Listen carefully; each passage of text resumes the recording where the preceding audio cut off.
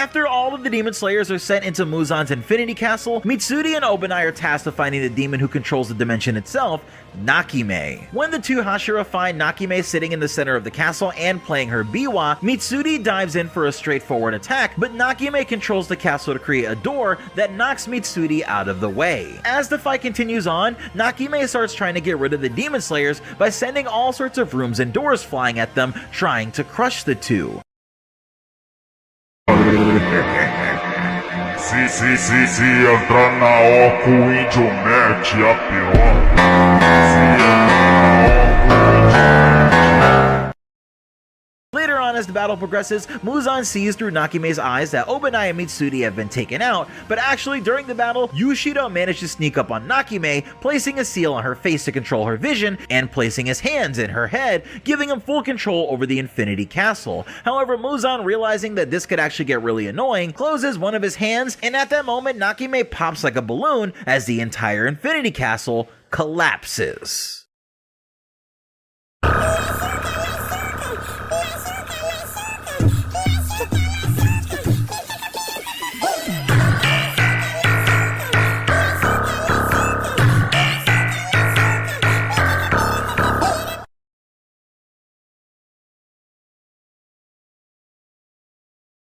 Yoriichi realizes that this world will never know peace as long as the demons live, and as he stumbles upon Kibutsuji Muzan, he instantly realizes that defeating this man is the one reason that he was born. On a stony bamboo path, Muzan expressed how he doesn't need another swordsman who can use breaths as a demon, and attacks Yoriichi with his arm, which turns into a whipping mass of flesh and sharp teeth. However, at this moment, Yoriichi sees through Muzan's body to find all of his weak points, and develops a perfect 13th sword form to slash them all at once in a trail of fire. Before finishing Muzan off, Yoriichi stops to ask him what a human life means to him, but Muzan clenches his teeth in fury and disbelief as he fails to heal from the swordsman's red blade. And at that moment, Muzan explodes, splitting his body into 1,800 pieces that go in every direction. However, Yoriichi in that instant manages to cut 1,500, leaving Muzan extremely weakened afterwards, as it takes hundreds of years to recover, but still, Yoriichi failed.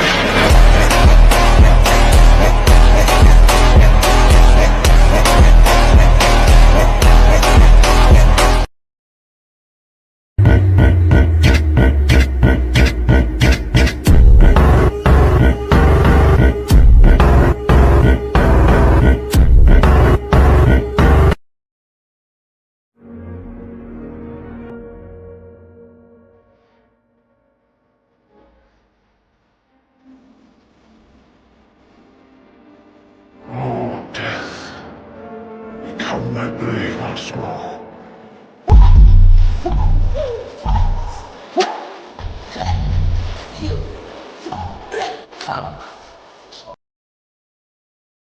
Muzan seems all-powerful after adapting to Tamayo's poison, but during his final battle with Tanjiro, he realizes that something is wrong. As Tanjiro continues to attack Muzan, the Demon King realizes that he's getting slower as the battle goes on. So he reads Tamayo's memories after absorbing her and realizes that her and Shinobu actually worked together to create a secondary effect on the anti-demon potion, which was to make Muzan age 50 years every second. So although it first seemed like like Muzan had reached a new peak, he realizes that he actually aged around 9,000 years since the beginning of his attack on the Demon Slayers, and as the battle continues, this rapid aging actually ends up being Muzan's downfall, as eventually it reveals the scars of where Yoriichi slashed him years ago, which become guaranteed critical areas. Finally, as even more effects of the potion he took start stacking up, Muzan realizes that escape is his only option here.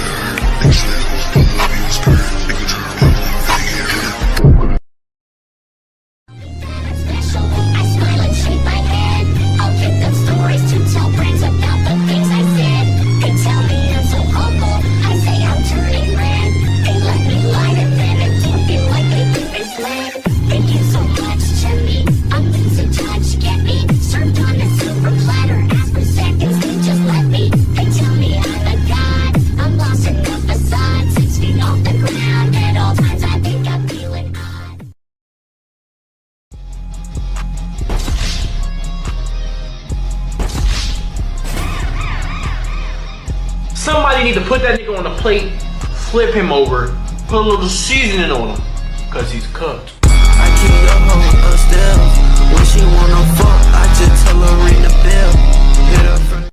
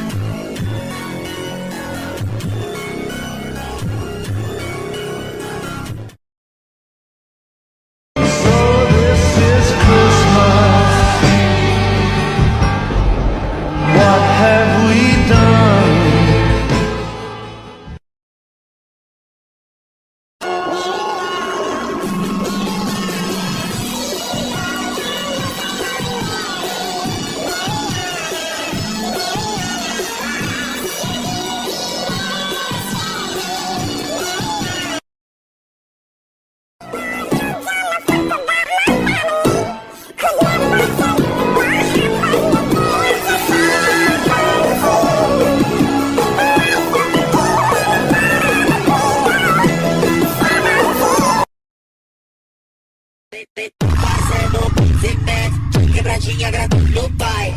Fazendo zipete de quebradinha agradando.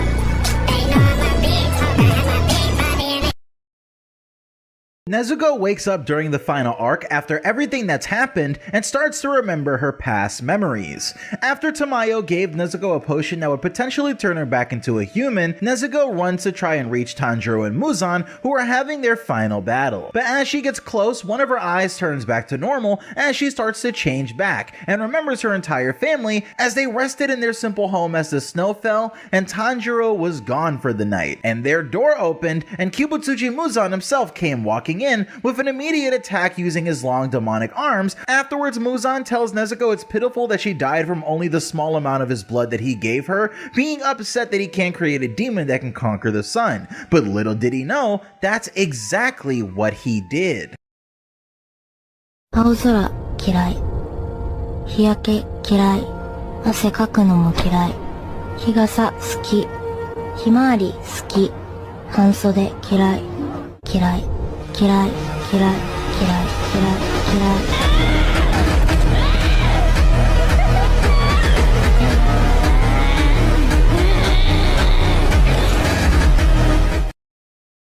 As Nezuko finally reaches Tanjiro's battlefield with her hand on her face crying, saying, "I am Nezuko Kamado, and my family was slain by a demon," showing us that she's finally back to normal.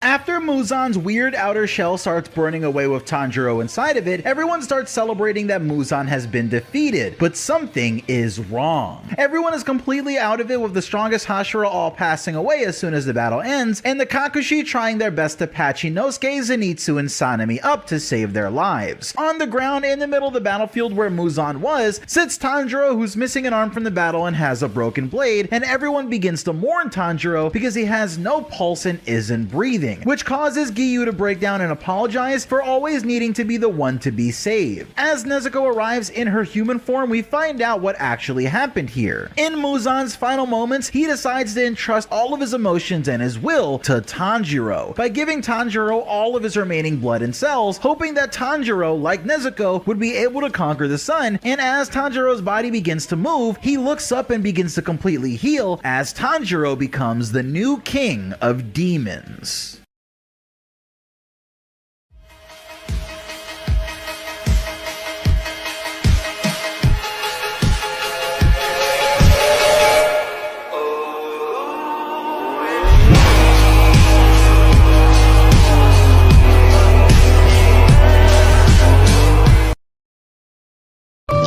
Actually going to kill me?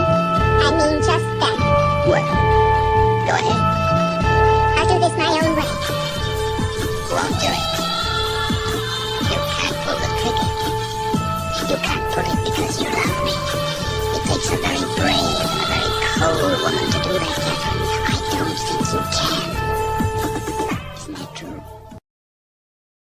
Continuação do Tanjiro Oni. Quando a gente acha que ele vai eliminar completamente o Inosuke, a gente percebe que ele foi agarrado por alguém. E após um grito do Zenitsu, a gente enxerga que é a Nezuko essa pessoa. Ela abraça o Tanjiro com toda a sua força. Irmão, eu sinto muito. Você não sabia de nada até agora. Você fez tudo sozinho, me desculpe. Enquanto a Nezuko chorava, implorando para que o Tanjiro voltasse, o seu lado demônio estava cada vez mais forte. Zenitsu grita e implora: para, Tanjiro, é a Nezuko. Ela voltou a ser humana. E quando o Tanjiro estava prestes a matar a Nezuko, o Inosuke ataca Tanjiro. A Nezuko continuava implorando pro Tanjiro parar, pois ela estava morrendo. Mas ninguém ali tinha força para parar o Tanjiro. Tanjiro naquele momento era o demônio mais forte de toda a história de Kimetsu no Yaiba. Porém, Kanae começa a se mover totalmente debilitada. E com ela estava a cura para se tornar um Oni, deixada por Shinobu a ela. Kanae tinha apenas um olho e apenas uma chance. Ela corre em direção ao Tanjiro e aplica o remédio. Cai no chão e no interior do Tanjiro, aprisionado, a gente escuta ele gritar: Nezuko. No interior de Tanjiro, a gente enxerga que ele tá tentando sair do controle de Muzan. Tanjiro começa a lembrar de todos os momentos felizes que teve com a sua família, em um confronto mental completamente com Muzan. Afinal, qual dos dois tinha a vontade mais forte para se dominar? Porém, a gente enxerga uma mão nas costas do Tanjiro e logo em seguida aquelas palavras: é mentira, a Nezuko está viva. De repente, a mão de todos caem sobre o Tanjiro e eles começam a erguer ele ao topo. Mas Muzan não desiste e usa cada vez mais a sua vontade e sua força para impedir que Tanjiro chegue à sua realidade. Mas as mãos de todos estavam apoiando o Tanjiro, incluindo aqueles que já se foram, como Rengoku. E quando a gente acha que vai ser perdido, a gente enxerga uma mão sendo dada a Tanjiro. A mão da Nezuko foi estendida a Tanjiro. E de repente todos começam a puxar o Tanjiro para a realidade. E ao voltar a gente escuta a Nezuko falar: Oni-chan. Todos estão completamente felizes pelo Tanjiro. A Kanae está chorando de alegria e felicidade.